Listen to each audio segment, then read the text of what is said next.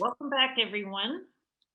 Thanks again to Dawn for an amazing presentation. If you're just joining us, which I see a number of you are, just to let you know that all the presentations are being recorded and will be posted on our YouTube station within a few weeks.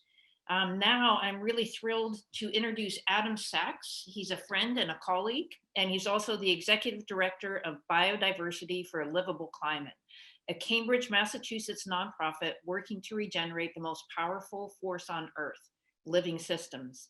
Today, he will take another look at the story of how we hunter-gatherers landed in this 21st century as the apex predator, after microbes, of course, and some ideas on just how we might make it to century 22. There will be a Q&A at the end, of course, so please post your questions in the chat. Welcome, Adam.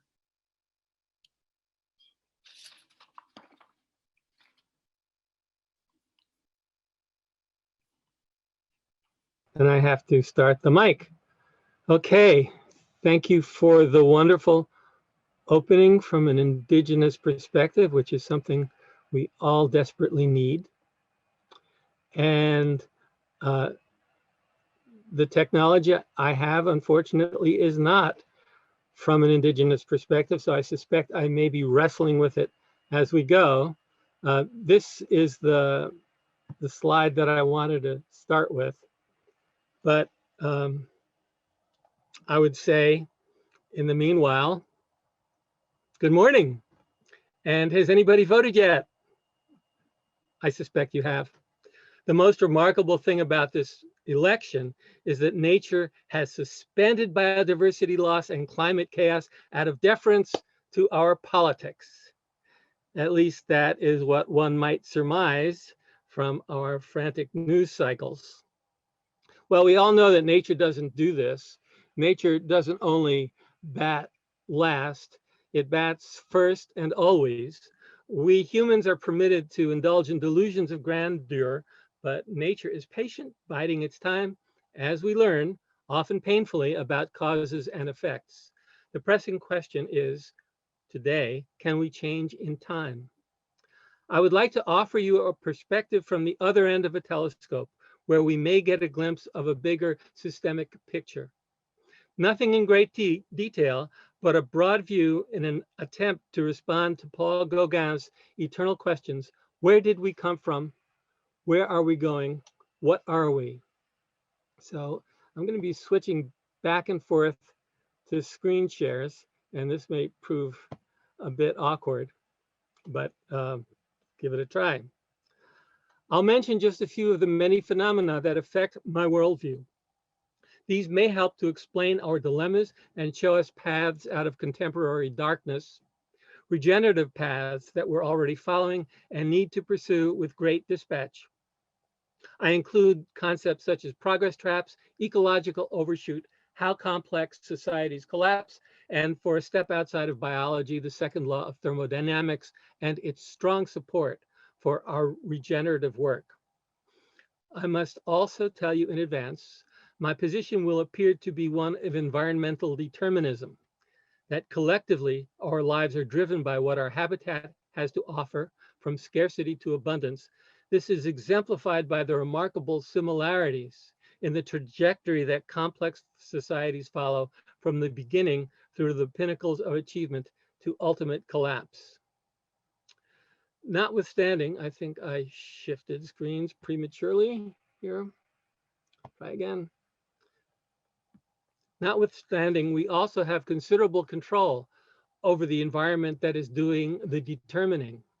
By managing our land and waterscapes well, we can dramatically alter the deterministic outcomes. Many post-Ice Age humans have already changed the course of life on Earth the world over, frequently destructively. We are capable of the opposite as well. Many things have changed over the past 300,000 years or so, but we're pretty much the same old Homo sapiens, even though we've temporarily promoted ourselves to the planet's apex predator, as Susan said, stealing my line. But I'm happy to have my line stolen. We still wonder, as Rodney King so pointedly asked after he was so viciously beaten up, leading up to the 1992 LA riots.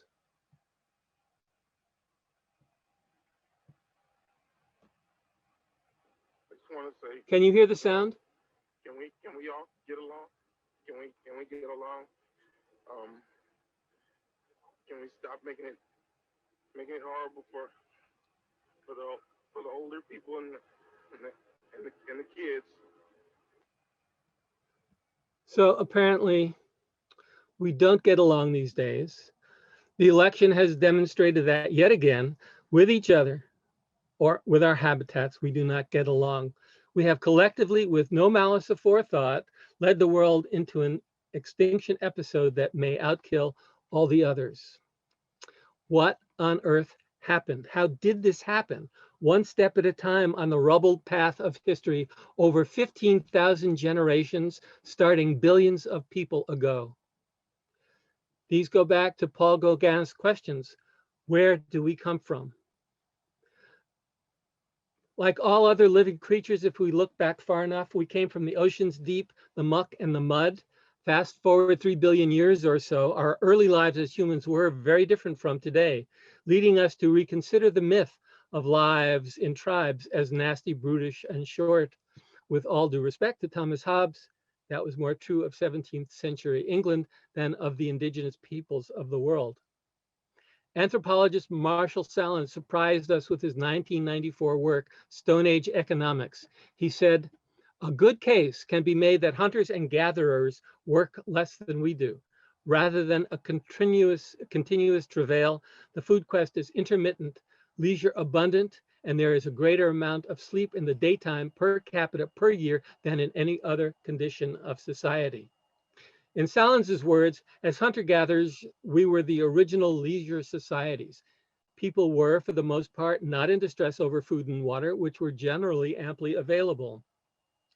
They performed what we would call work for a few hours a day.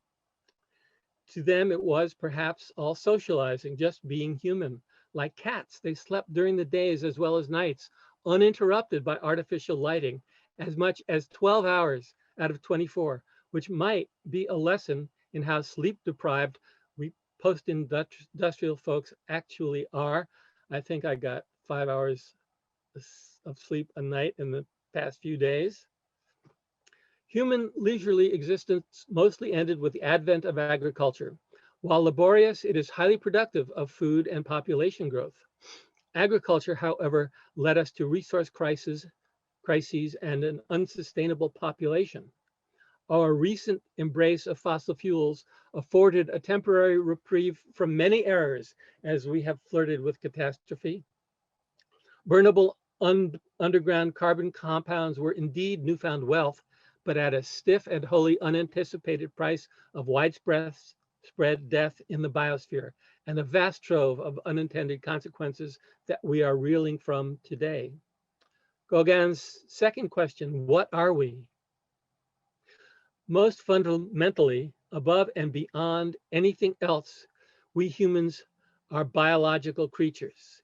It should seem obvious, but we seem to have overlooked it. Indigenous people who live close to the earth and hear, see, feel, taste, and smell its pulse often know this well. Their daily lives depend on intimate knowledge of their surroundings.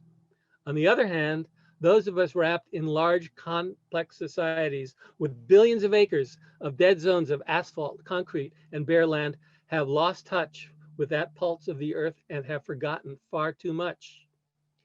As a citizen of a complex society, I have begun to appreciate, just begun to appreciate, that biology is at the root of everything that takes place on planet Earth. Over 4 billion years, nature's petri dish of life has evolved into ever-increasing complexity in living creatures, who in turn mold and reshape the planet in endlessly creative ways. Biology is virtually everything. Even non-living geophysical processes on Earth are affected by biology.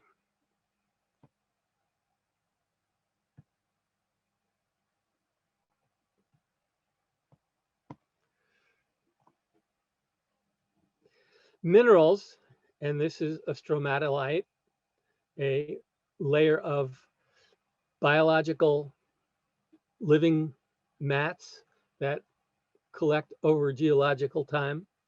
Minerals are usually defined as naturally occurring inorganic substances that combine to form rocks. Physical and chemical processes create roughly 1,500 different minerals, but today we know of 5,000 mineral species. What created the remaining 3,500 minerals, which comprise the vast majority of mineral species on Earth? The inevitable conclusion is that 2 out of 3 minerals arise as a result of biological processes.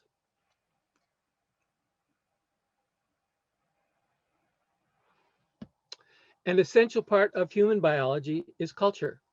Culture is the glue that keeps ordinary critters like us cooperating. We are social animals and we don't survive well solo, but neither do we do well in large groups like civilizations. Culture uses mythologies to teach generations how to survive and thrive in habitats that mostly don't change much. Because our lives literally depend on our culture, we would often rather die than shed cherished beliefs and customs, even if the environment has changed and the cultural precepts are outdated. Again, this week's election is a graphic demonstration of allegiance to one flavor of culture versus another. History is brimming with such examples. Culture superficially divides our lives into pieces, such as politics, science, economics, romance, war, education, religion, sports, and we are perfectly capable of fighting about all of them. But in fact, our conflicts, like culture, are all derived from fundamental biological imperatives. Biology includes our need for food, ample land and water, reproductive and social relationships, as well as the many biological systems that we interact with, from the oceans to the atmosphere. Here are a few examples of how biology has created the Earth.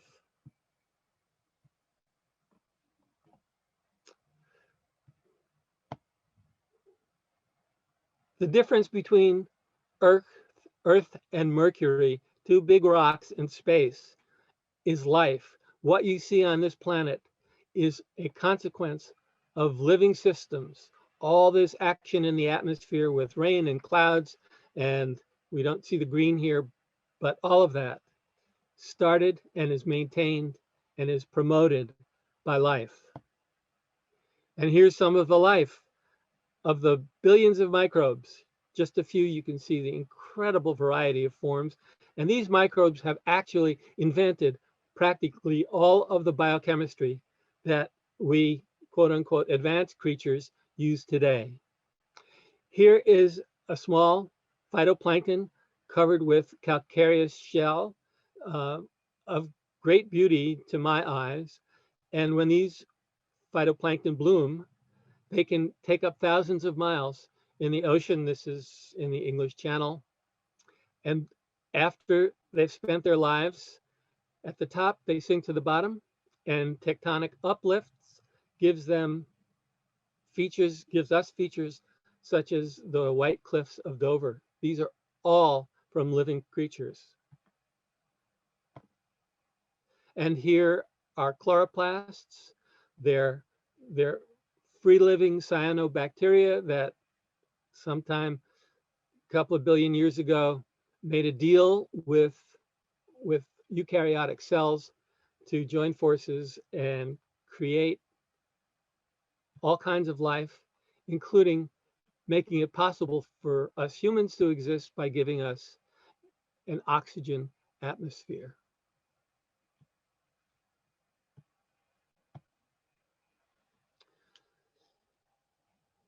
So where are we going? There are many slips twixt, oh, gotta love technology, twixt evolutionary twists. And here's a trio that I think are significant in this discussion. Progress traps. Concept of progress traps was introduced by archaeologist Ronald Wright in his readable and compelling book, A Short History of Progress.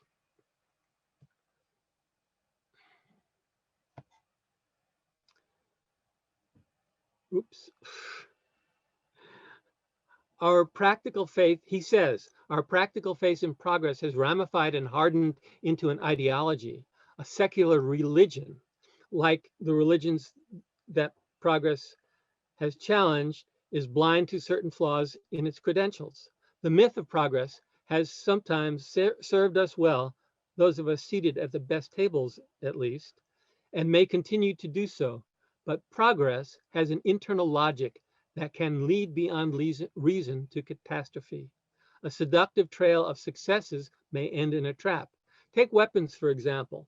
Ever since the Chinese invented gunpowder, there has been great progress in the making of bangs, from the firecracker to the cannon to the high explosive shell. And just when explosives were reaching a state of perfection, progress found the infinitely bigger bang in the atom. But when the bang we can make can blow up our world, we have made rather too much progress. What makes a progress trap a trap is how difficult it is to stop a progress cycle once it has begun. It always seems like a good idea at the time. But when we become more and more dependent on something, oil for instance, our ability to live without it shrinks. In the mid-19th century, if we had turned off the spigot, life would have gone away on a slightly less wealthy way. Today, renewables notwithstanding, without fossil fuels for energy and synthetics, our economy, our food supply, and our lives would be threatened drastically. Here's a summary of a story that Richard Heinberg tells about fossil fuel addiction. Let's take a car with a 50 horsepower engine that gets 30 miles to the gallon. 1 horsepower is the equivalent of 10 people power. Thus, to drive our car 30 miles, we would have to employ 500 people pulling and pushing us over a hill and dale. And instead of feeding and caring for 500 people, all the energy it needs is this.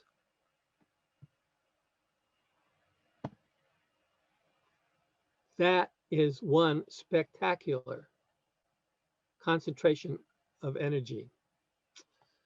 And one of these days, how do we give that up?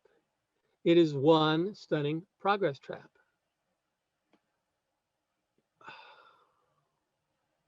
Sorry, having a script problem.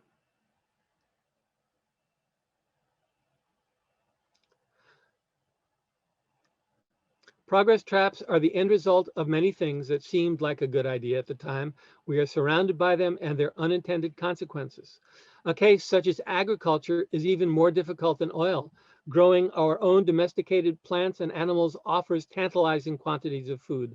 More food leads to more secure population, which naturally grows its numbers.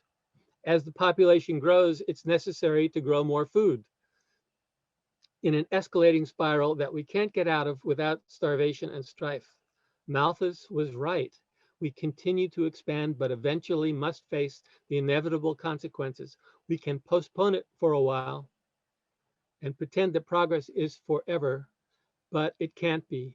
Limits to growth are a built-in feature of nature in a finite world. Another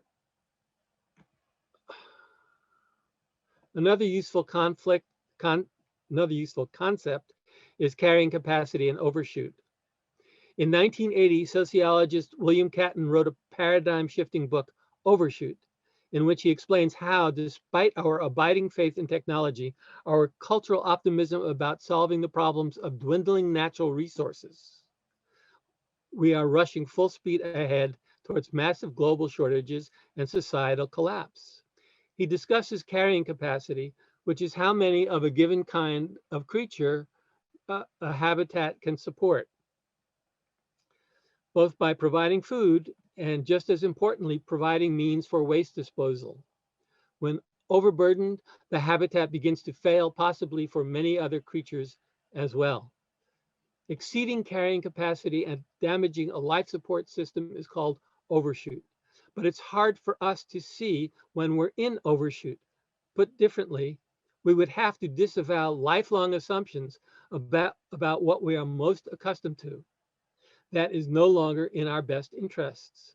We would have to reclassify core beliefs such as the blessing of endless growth as an impossibility.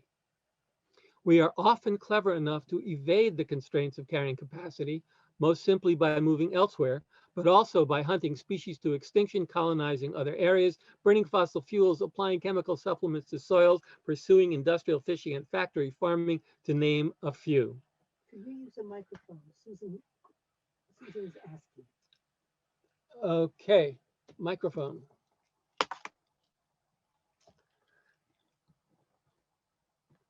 Sorry about that.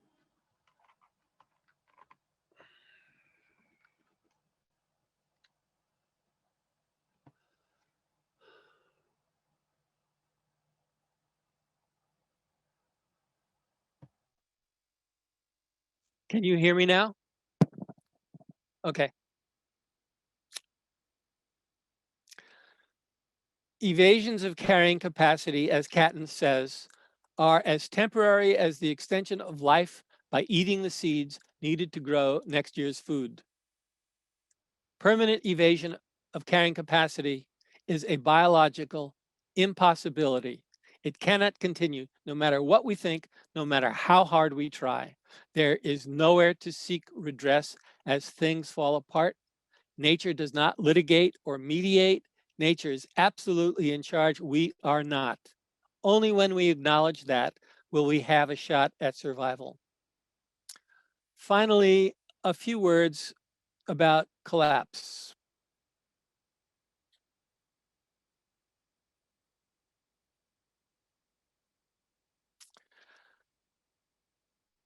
The Collapse of Complex Societies, written by archaeologist and anthropologist Joseph Tainter in 1988, is a result of his dissatisfaction with prior explanations of historical collapse of civilizations, the fall of Rome being perhaps the most off-sided example.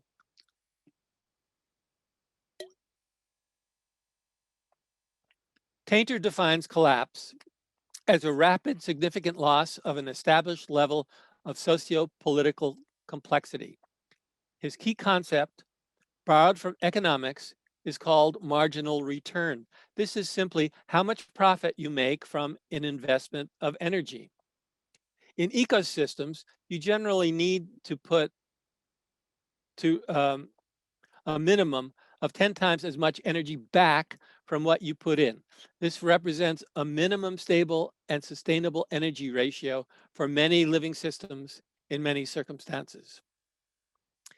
In general, as individuals, species, and ecosystems grow, there must be some positive marginal return on energy invested to continue, and an even larger margin to thrive and overcome adversities. Tainter says, indeed, some 99+% of all species that have ever lived on the planet are no longer with us. Their quote unquote technology was not adequate or adequately flexible to supply sufficient net energy to balance gains against losses as their environment changed. As societies grow more complex, marginal return descends towards one because roles in the society multiply, and these roles don't contribute to basic needs, further draining resources. For example, government bureaucracies and large merchant or religious operations demand food, but don't help to grow or catch it. Societies usually attempt to address such diminishing returns by instituting even greater complexity, which kind of looks like progress and may appear as the only available choice, but growing complexity sooner or later decreases marginal return in an accelerating downward spiraling feedback loop. I would say that the growing complexity of the internet and the chaos emerging from its massive usage, including disinformation and trolls, is an example of a system headed for trouble. As marginal return approaches one, that is, when the gain of new energy is equal to the expenditure of current energy, less formally stated as why bother, a society becomes increasingly unstable until it can no longer sustain itself. At that point, it cannot go on in its current form and will collapse. In collapse, a society will break down into components that are less energetically expensive to maintain, for example, from a centrally controlled nation state to a small independent regions or even villages. This gives lie to the myth of economies of scale, which only persist because we don't do full accounting of costs and consequences. There are many variations on this scenario throughout history, which Tainter explores extensively, but the overall process is similar because the central force at work is how well the biosphere is functioning.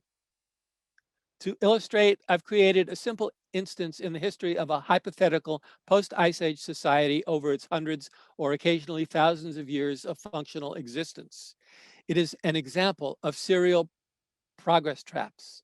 Although details vary widely among societies, this story follows a typical pattern. A band of families wanders the land for any of a number of reasons: excess population growth, climate change, or depletion of natural resources. They come upon a beautiful fertile river valley uninhabited by other humans. They bring along a few domestic plants and animals to get started, and they settle down. Food is fairly easy to grow. The animals provide high quality protein. Hunting is plentiful. Fresh water is nearby, so they are fruitful and multiply and multiply and multiply. In a few generations, the soils so rich at the outset are beginning to tire from nutrient depletion. In addition, the numbers of people had overgrown the valley and started to move up the hillsides. This required cutting many more trees in addition to the ones harvested over the years for heating, shelter, boats, and tools. This resulted in soil erosion and runoff. Several members of the community devised a method of terracing to increase the productivity of the hillsides. A group was selected to oversee the more complex agricultural arrangements. More specialized tools and experts were required for agriculture and other endeavors as well: pottery for transport and storage, advanced hunting implements, more efficient housing quarters. In addition, new religious specialists were needed to spend more and more time consulting with deities and spirits. All of these roles remove people and their labor contributions from the most basic of all activities: acquiring food. This worked well enough for a few more generations. The area was bountiful, and despite the increased work required, was able to sustain its inhabitants. But its growing complexity was decreasing marginal return per capita, and was now requiring more effort from the shrinking number of people responsible for supplying food to everyone else. In order to enforce the food production requirements, a hierarchy had evolved. The hierarchy had to be housed and fed, preferably in the style which they felt they deserved, despite their not contributing to the community's energy consumption needs. The original settlement, where everyone knew everyone, was turning into a stratified and sometimes divided society. The priests and priestesses, who with respect to food were a drain on the society's resources, were engaged to inspire the growing populace to continue to work without complaint, invoking gods and goddesses to smile upon them and bestow returns, often intangible but nonetheless effective. Marginal return, however, being immune to religious passions, remained shaky, diminishing as growing numbers of people relied on declining productivity. All the valley, with its hillsides and hamlets, was now covered with people. The only thing to do was to look for new places to settle. They knew from occasional encounters with strangers and from explorations of their own that suitable locations not too far away had already been similarly settled by other groups. They had traded with them from time to time, but given their rate of growth, trading was not enough. They had to take what was needed by force. Their oracle told them that these other groups were barbarians by modern standards, and they were justified in taking whatever they wanted. But how? After heated debates in secret council, they assembled their first army. Holy leaders beat the drums of war, and young men, with the support of their overburdened women, enthusiastically mustered. They set off in search of certain victory. The victory, however, had to be of significant proportions. This is because many workers formerly productive in the fields and the dairies or on the hunt were now warriors. This was a further drain on collective resources, requiring significantly more calories and physical support than before. Marginal return was taking another plunge. It had to be counteracted with conquest and pillage, legal pillage, taken from barbarians, as you will recall. Otherwise, the people at home would rebel under their yoke. Many more generations pass. The descendants of our wandering peaceful settlers meet with great success under their smiling deities. The population multiplied many times. They saw victory after victory. Their culture prevailed over many lesser ones. Yet there were problems. Despite powerful rulers, mighty palaces, monuments, and temples, sophisticated arts and sciences, an effective written script, abundant slave labor, and the largest military force in the known world, there was the constant threat of rebellion and overthrow of the now bloated government. Even loyal citizens were not without complaint, and the empire, for that is what it had become, was spread far and wide, requiring increased force, burgeoning bureaucracy, and heavy tax collection. All of this was aggravated by decreased productivity from exhausted soils, lowered resilience in the face of an occasionally adverse natural cycle, and too many mouths to feed. Finally, with fighting forces stretched far too thin, the glorious victories of the Golden Age turned into a series of humiliating defeats. They were aided and abetted by defections and refusal of the populace to pay its high taxes and fight in seemingly pointless, endless wars. The centralized bureaucracy collapsed, and people in towns and villages had no choice but to rely on themselves and their neighbors to survive. That is, in those communities, lucky enough to avoid slaughter by angry and hungry invading barbarians.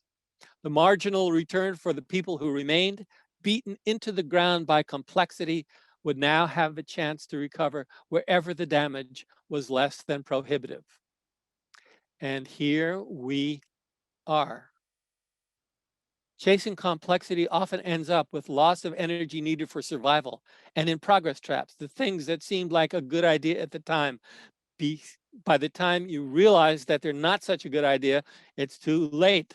Like fossil fuels, progress traps will kill you when you use them, and they'll kill you when you don't. This, in brief, is our current human story, the story of civilizations. It is the story of dependence on the productivity of domesticated plants and animals. It is the story of our highly adaptable species taking full advantage of a benign, albeit occasionally irascible, geological period. It was driven early on by the carbon emissions from soils disturbed by tilling and land exploited for human use after the last ice age came to an end almost 12,000 years ago, and especially in the last 70 years from burning coal, gas, and oil. Over the millennia, on many occasions and in many places across the globe, we turned wild earth into highly complex societies. All of them gone now, save today's irrationally exuberant, globalized everywhere. Our always temporary successes have been courtesy of a bounteous life support system and an abundance of available energy. Most recently, this is in thanks in large measure to fossil fuels, which brought us a very high marginal return. We were graced by the current period, the Holocene, our 12 millennia of relatively warm, moist, and stable climate. This is the climate that we are in the process of leaving behind us as we dive into the 21st century, the Anthropocene. Finally, a word about the second law of thermodynamics. This is a little bit difficult to explain, but I assure you I didn't make any of this up. I got this all from some very smart physicists over the past 100 years. The second law may be counterintuitive because we aren't aware of it as a phenomenon that we experience directly with our senses. It helps to explain the diminishing effects of marginal return. It demonstrates the power of biology and is fundamental to life on Earth. Einstein said that the second law of thermodynamics is the only physical theory of universal content that I am convinced will never be overthrown. The law says that everything in the universe is headed towards disorder, that energy is destined to become degraded until everything turns into sameness. That would be a very uninteresting place. No stars, no planets, no life, just sameness. We don't need to worry. This could take 1 trillion years or two. And what happens in the meanwhile is very interesting. I bring up the second law now because it offers solid support from the world of physics for what we are gathered here at Community Solutions to accomplish. Vast regeneration of living systems to deal with biodiversity loss, climate chaos, and the health of the biosphere. The second law provides the basis and guidance for turning away from our current disastrous course. Interestingly, the second law was discovered in the early 19th century as engineers were trying to figure out how to make machines more powerful and efficient. It has roots firmly in experimentation and observation, and it came as a great surprise as it evolved into a basic law of physics. The fundamental observation was that when we tried to turn heat into work, measurements showed that some of that heat energy mysteriously disappeared. Eventually, scientists realized that the energy hadn't actually disappeared. It just became so used up that it could no longer do useful work. In effect, nature imposes a tax whenever energy is used. For example, sunlight is high quality energy that drives most everything that happens on planet Earth. But when sunlight strikes a rock, that high quality light energy turns into a lower quality form of heat that can still do work, but less. As the heat flows farther through the system, it is able to do less and less work at every step until it is used up. Heat in a used up state is highly disordered. That state of disorder is called entropy. A question that plagued physicists for well over 100 years was, if this is so, how could life exist? Living systems seem to do the opposite of what the second law predicted. They became less and less disordered. That is, life grew more organized and complex as it evolved. Entropy, the waste heat I referred to, is generally dispersed into the universe. On Earth, like heat energy re-radiating from a rock, it needs to leave the Earth's atmosphere. Otherwise, like waste in any system, it can have dire consequences. Excuse me. Bless water.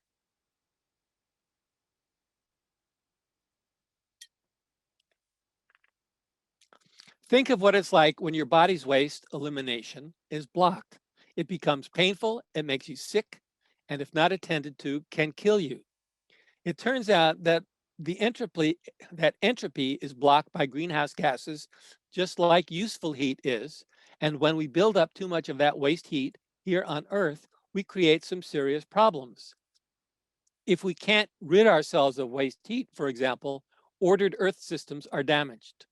Consider the normal jet stream of the recent past and the exaggerated peaks, troughs, and vortices of the brave new weather driven by a chaotic, more highly disordered jet stream.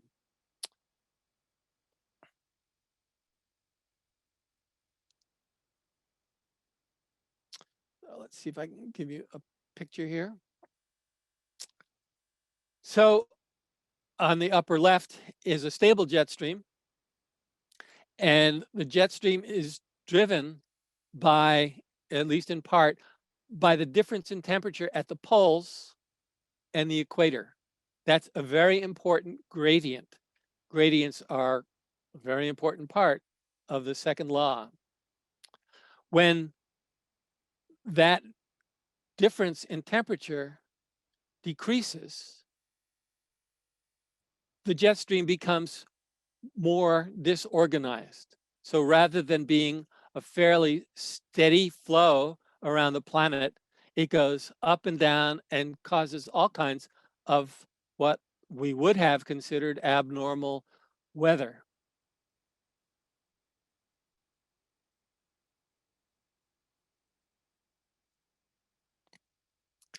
The temperature difference between Siberia and Washington, D.C.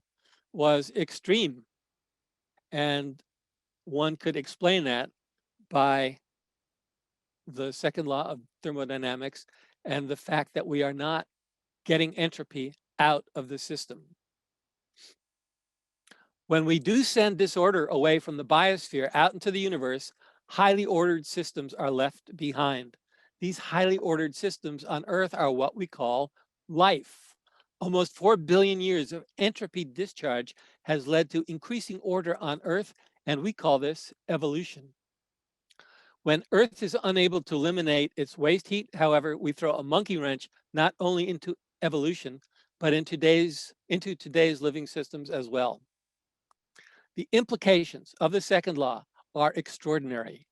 In global warming, although carbon dioxide is a heat-trapping gas, preventing the elimination of excess heat from the atmosphere, carbon dioxide does not create the heat that is trapped.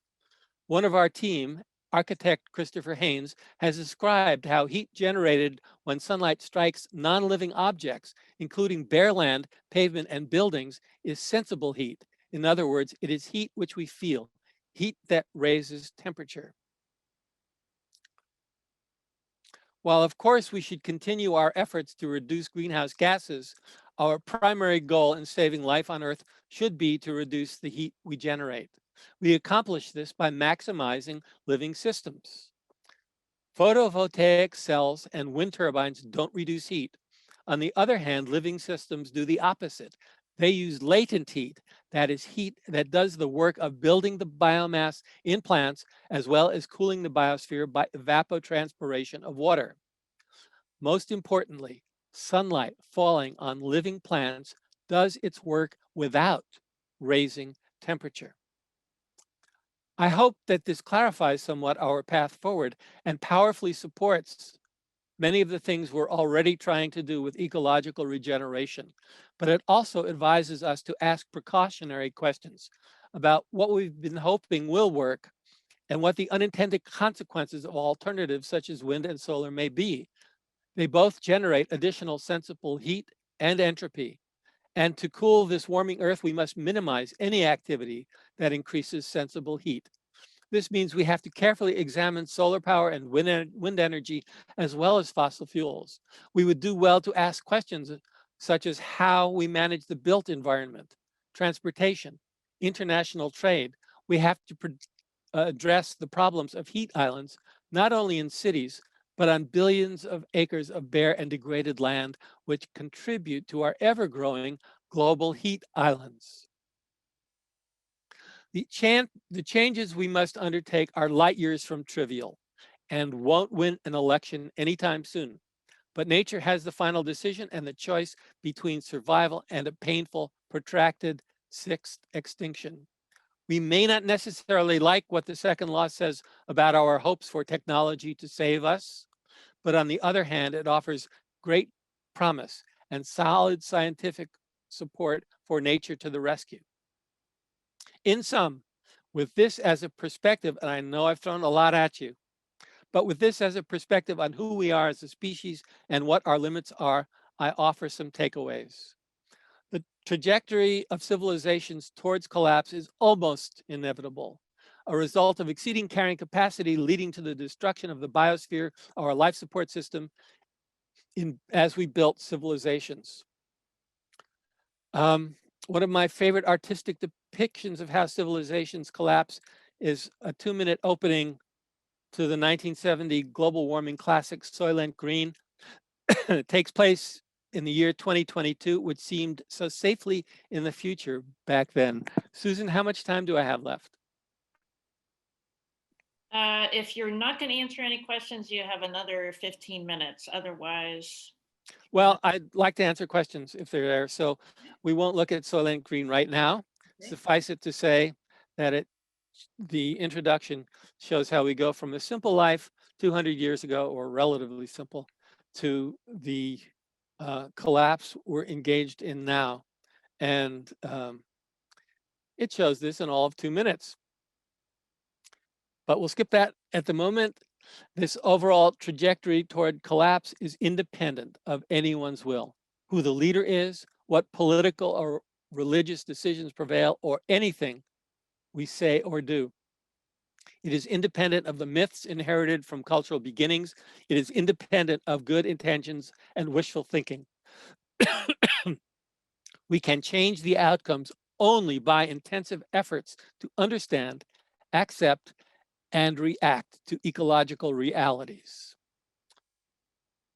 Next, there is nobody to blame. Moral precepts may evolve in one direction or another. Our sense of righteousness, religious belief, truth about the cosmos, other humans and animals are all subject to change with or without notice. Blame is divisive and we need to work together. We all have the same basic needs and share the same earthly home. We have to listen to each other, contrary to everything that happened in the last election cycle. Next, we are still 300,000 years after we came down from the trees, small groups animals. As we grow into larger groups, we stratify with some of us floating to the top of the hierarchy and taking over. The hierarchs may have put in more time and effort than others, or happen on greater power and wealth, or be smarter in some way, or be more successfully dishonest and take over, more so if there is a charismatic leader. Members of other groups busy with other things in their lives are generally happy to leave most of the business of running things to others they trust, rightly or wrongly. We've all seen this happen in miniature, going to school, and social activities at workplaces. Small groupness, cliques, and clubs is built into our hunter-gatherer biology. Thus, our navigation of the biosphere struggles to function when we solidify into civilizations. As small group animals, we do not scale up well. Finally, one thing that will not change no matter what is nature's laws. When we violate them, we or our descendants are subject to the death penalty, no appeals, no compassion, no questions asked. We can't go on living this way, and there are no easy tweaks for life to survive in the unraveling Anthropocene. There is no bargaining with nature. Yet, we can still change course and fix the damage done. Just as we are now riding an exponential feedback loop to disaster, there is an exponential path sown with restoration and regeneration. When natural systems return to health, biodiversity, and abundance, they create the conditions for more health, biodiversity, and abundance. This is a powerful feedback mechanism that leads us back to a thriving biosphere. That was the primary message of Biodiversity for a Livable Climate's Blessed Unrest conference last spring. We invited people from around the world to tell us their stories of regeneration. Many of them are working unheralded on their land and in their communities or regions. They are mostly unknown to the larger world, lost in the noise of international conferences, global enviros, and big name speakers.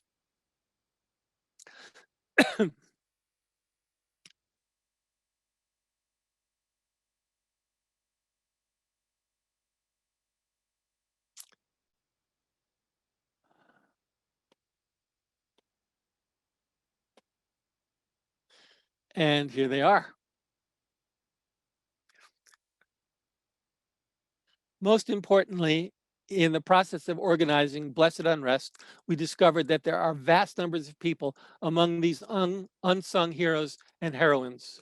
For example, the 200 million smallholder farmers represented by La Via Campesina.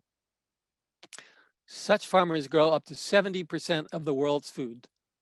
So we can survive and thrive. To get there, we must embrace the modest yet powerful options we have left so that we may learn, follow, respect, and enjoy the laws and wonders of the natural world. The end. Thank you. Adam, thanks. That was really, really wonderful. I've had several people have asked if they can see Soylent Green, and since we have other ways for you to connect with people in the Okay. water cooler after, maybe you'd be willing to show that to us. Oh, sure. Great, thank you.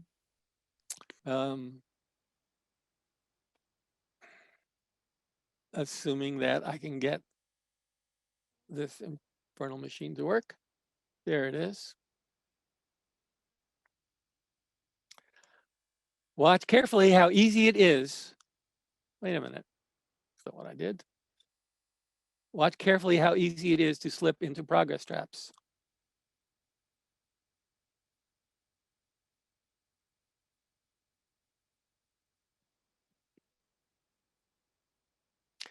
Are you getting sound? No? Okay. Sorry about that.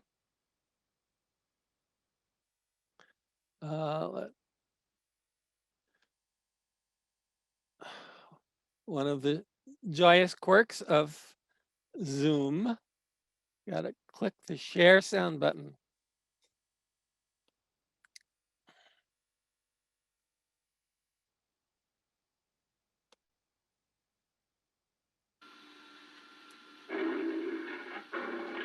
Can you hear now?